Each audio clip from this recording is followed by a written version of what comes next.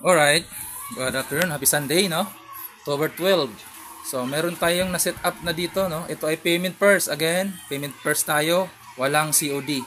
Ang COD namin nasa TikTok pero rim lang, hub meron, walang spoke, may mga tire, yun lang. Pagbuo, dito talaga sa IP namin, no? Payment first, bago magpabuo, bago mag-shipping. So, ito ay CRF 150, the same, but 1821 stock size and motard, supermoto ang isa. So, rim 350 and 425. Tire Shipa 110 and 140. This is the 1821, 120/80/18 and 1990/21 by Pirelli, no? MT60 Dual Sports.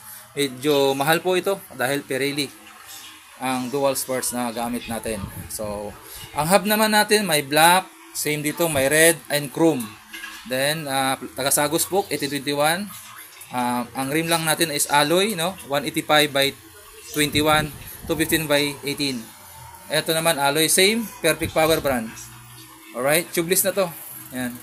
May pending din tayo na hindi pa nakuha ng owner, si RF300, ang Pirelli Rosso 110/150. Candy red hub, powder coated. Same with rim and spoke na 350/425, tubeless na.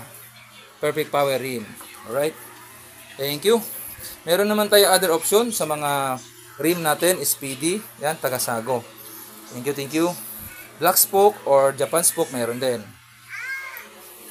Thank you, alright, yun lang. Again, 1821, motard, Supermoto, CRF 150 yan, parehas.